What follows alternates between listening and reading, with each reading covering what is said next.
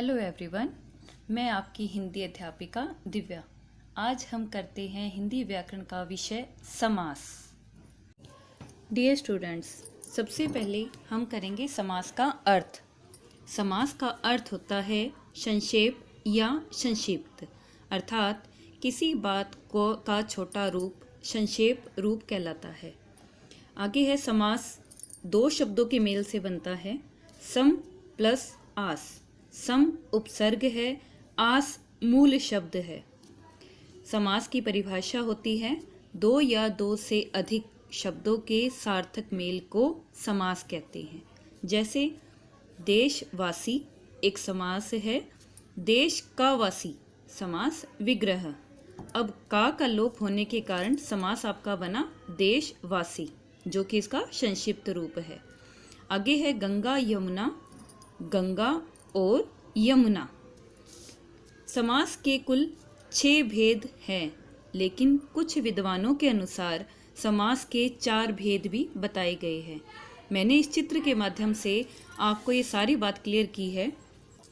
पहले इसके 4 भेद विद्वान बताते थे: अव्ययी भाव समास, तत्पुरुष समास, द्वंद्व समास और बहुव्रीहि समास। लेकिन आधुनिक विद्वानों ने इसके 2 भेद और बताए हैं, जो कि पहले के विद्वानों ने तत्पुरुष समास के उपभेद बताए थे।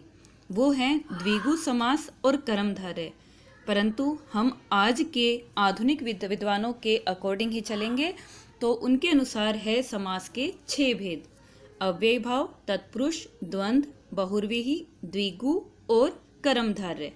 तो आइए हम इनकी डिटेल से स्टडी करते हैं। पहला समास अव्ययी भाव समास।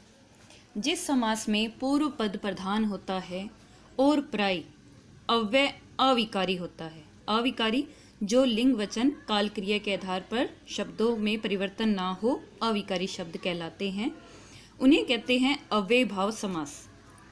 उदाहरण के लिए आजीवन समास का विग्रह जीवन भर, यथाशक्ति समास विग्रह शक्ति के अनुसार, प्रत्येक हर एक, इसी प्रकार से प्रतिदिन हर दिन, अन्य कई अव्ययी भाव समास है।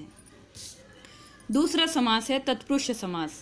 जिस समास में पहला पद गौण और दूसरा पद प्रधान हो, तत्पुरुष समास कहलाता है। तत्पुरुष समास के आगे 6 उपभेद होते हैं, जो कि कारक की विभक्तियों के अनुसार ही होते हैं। उनमें पहला है कर्म तत्पुरुष, जैसे ग्रामगत, ग्राम को गया हुआ, का लोप हो जाता है। दूसरा तत्पुरुष समास है करण तत्पुरुष, जिसमें से विभक्ति का लोप हो जाता है। उदाहरण तुलसी द्वारा कृत अर्थात तुलसी कृत, दंड से पीड़ित, दंड पीड़ित।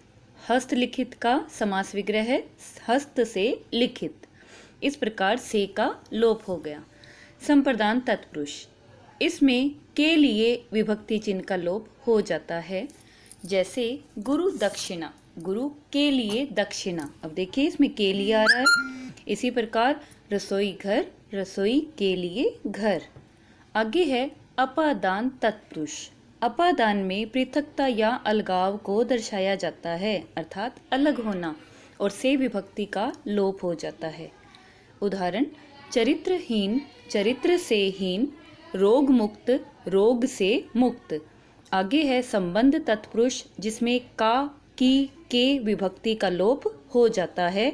जैसे चंद्रोदय, चंद्र का उदय, भारतवासी, भारत का वासी, देव पूजा, देव की पूजा। अधिकरण तत्पुरुष, इसमें अधिकरण तत्पुरुष में विभक्ति चिन्ह का लोप हो जाता है। उदाहरण है सिर दर्द, सिर में दर्द, वनवास, वन में वास। इसके लिए मैंने एक आपको नोट भी लिखा है कि जब समास नकारात्मकता अथवा अभाव को दर्शाता है अथवा काम के न होने के बारे में बताता है, उसे न्यून तत्पुरुष समास कहते हैं।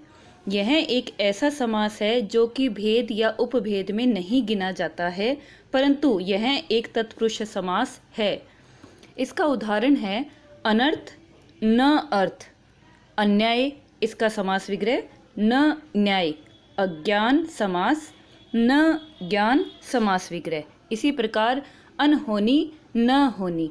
तत्पुरुष समास के 2 उपभेद भी बताए जाते हैं, जो कि मैंने आपको पहले भी बताया है। आइए करते हैं आगे।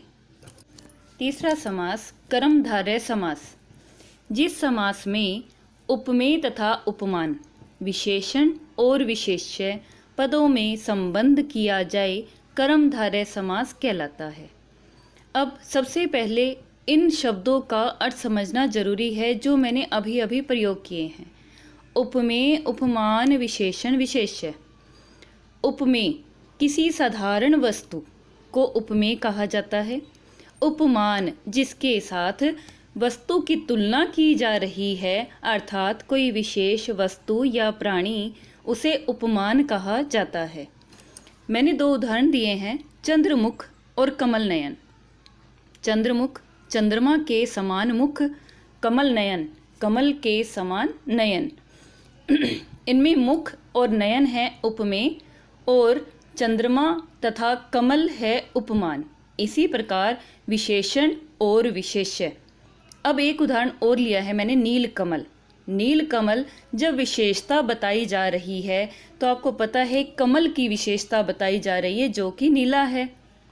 जो कमल नीला है, तो नीला है इसका विशेषण, और विशेष्य बनेगा कमल, जिस वस्तु की विशेषता बताई जा रही है।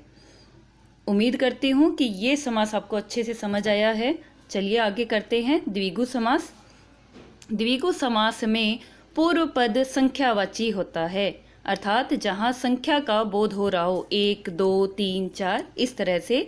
जैसे दोपहर, 2 पहरों का समूह, नवरात्रि, त्रिफला, चौराहा, चारपाई, ये सभी द्विगु समास के उदाहरण हैं। आगे है हमारा 5वां समास, द्वंद्व समास। द्वंद्व जो इसके नाम से ही स्पष्ट है, जो लड़ाई या दोनों पद प्रधान। पूर्व और उत्तर पद जिस समास में प्रधानता हो, उसे द्वंद्व समास कहते हैं। जैसे दिन रात, दिन और रात, पाप पुण्य, पाप और पुण्य। इसकी सबसे बड़ी पहचान है कि समास विग्रह के समय इन दोनों पदों के बीच और, तथा, या आदि अव्यय शब्द लगते हैं। इसके अन्य उदाहरण हैं, जैसे बड़े बूढ़े, बड़े और बूढ़े। इसी प्रकार से अन्य है दूध दही, पति पत्नी, माता पिता, राधा कृष्ण आदि। आगे है आपका अंतिम समास, बहुव्रीहि समास। जिस समास में दोनों पद गौण हो, अन्य तीसरा पद प्रधान होता है, बहुव्रीहि समास कहलाता है। उदाहरण के लिए पीतांबर, पीला है अंबर जिसका, लेकिन अन्य ही समास इसमें प्रधान है, जो है श्री कृष्ण। आगे है चतुर्भुज, 4 हैं भुजाएं जिसकी, अर्थात विष्णु। इसी प्रकार अगला उदाहरण गजानन, गज के समान, आनन है जिसका, अर्थात श्री गणेश। तो ये है हमारा बहुव्रीहि समास, जिसमें दोनों ही पद गौण हो जाते हैं और अन्य तीसरा ही पद इसमें प्रधान होता है। इसके अन्य उदाहरण भी हैं, जैसे चक्रपाणी, विषधर, नीलकंठ, मृगनेनी आदि। उम्मीद करती हूँ कि आप सभी को अच्छे से समझ आया है कि इन सब समास में आपस में कुछ न कुछ मिलाप होने पर भी इनमें अंतर है। जैसे बहुव्रीहि और द्विगु में संख्या आने के बावजूद भी दोनों अलग अलग हैं, और इसी प्रकार कर्मधारय तथा द्विगु, बहुव्रीहि और कर्मधारय में भी अंतर है। एक छोटा सा उदाहरण लेके आपको बता रही हूँ, जैसे कि चतुर्भुज, 4 है भुजाएं जिसकी, अर्थात विष्णु, बहुव्रीहि, और चतुर्भुज